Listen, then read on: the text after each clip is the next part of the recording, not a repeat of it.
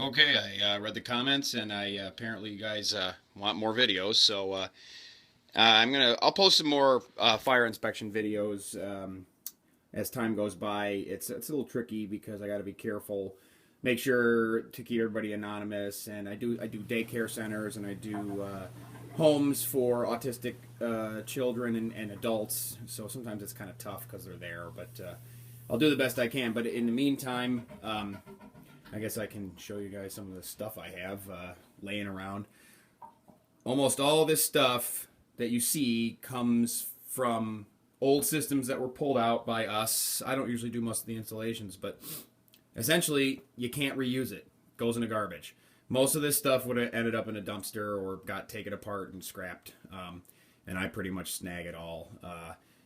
One of the uses, my fireman buddies love this stuff for decoration, so I give it to them, and I use it for projects or whatever. I mean, most of the stuff I'll probably just sit in boxes forever, but I've got, let's see what do I got here.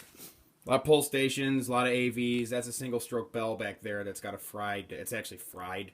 One of these days I'm going to see if I can figure out a way to fix it, but well, I'm not going to take it apart, but basically it's just a solenoid in there, and the coils are burnt out, so I'm assuming it probably got hung up at some point, and it doesn't work right now.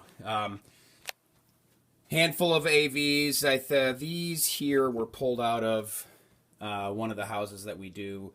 In fact, most of this stuff was pulled out because a lot of them are updating to addressable systems.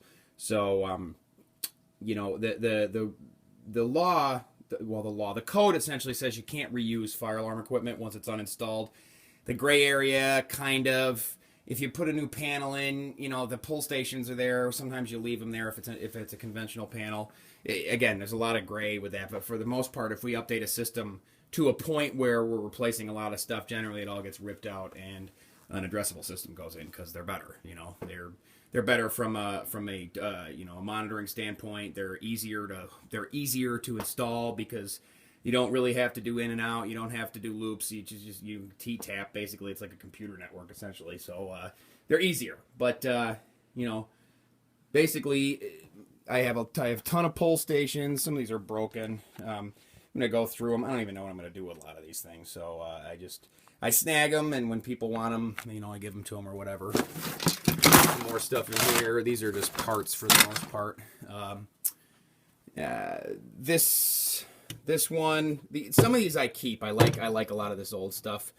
So that's pretty much it. These bells were in a boiler room. This one was in a boiler room.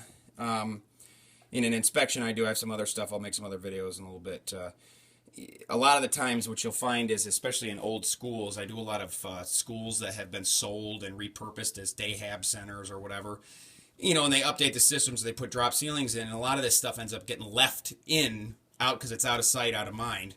And in fact, in another video I'm going to show you something I pulled today, and I'm going to get the rest of it tomorrow. It's a pretty good find. So that's pretty much it. What we got here. This I think this is a 110 bell. This one works. This is a low voltage. I'm going to restore it. I think it's an old Faraday bell. It does work. It's just low voltage AC. It's pretty cool actually. I'm not really sure what I'm going to do with it, but I'm going to restore it and use it for something. And the rest of this is actually a DMP panel. The company I work for puts in DMP for security, and I don't actually know why I have that. It must have been in my truck. I'm not sure. But so this is pretty much it. I'll make another video in a second here of some other stuff that I got today, and some stuff that I'm going to be pulling. I think hopefully tomorrow. Be a pretty good find. All right.